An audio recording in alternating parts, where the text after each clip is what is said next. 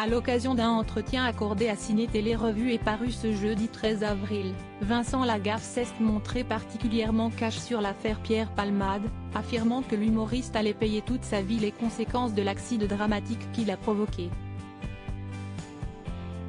L'affaire Pierre Palmade n'a laissé personne indifférent, et de nombreuses personnalités ont évoqué publiquement le sujet, depuis cette triste date du 10 février 2023.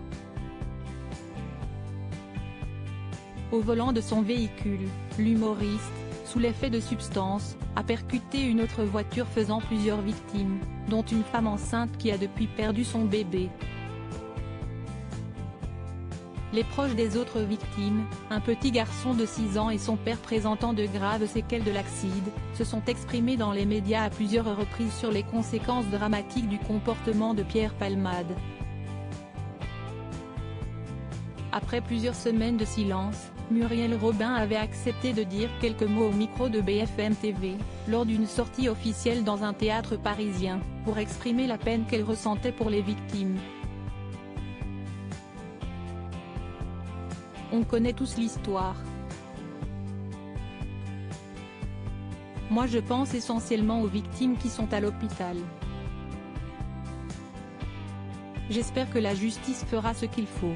Je ne peux même pas dire la phrase « adoucir quoi que ce soit », mais ça peut pas être adouci, je pense aux victimes, comme je l'ai dit, avait-elle déclaré.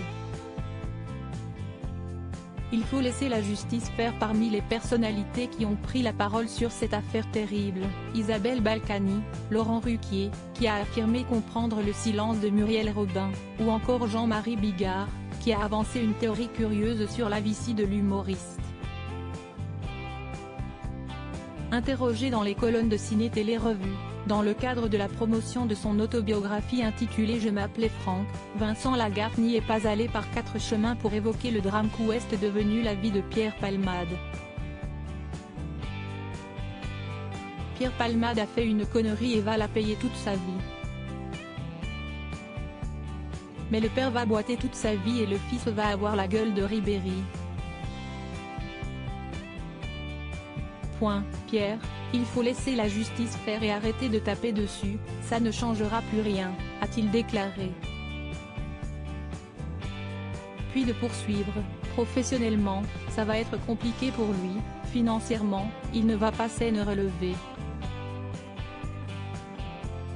Il est sevré de tout d'un coup, alcool, drogue, clope, sexe. Je ne prends pas sa défense, mais si est bon, il paie.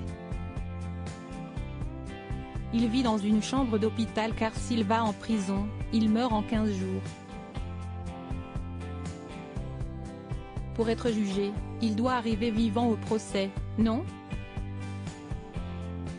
Un avis tranché de la part de l'animateur, qui s'était déjà exprimé sur l'affaire sur le plateau de Quelle époque.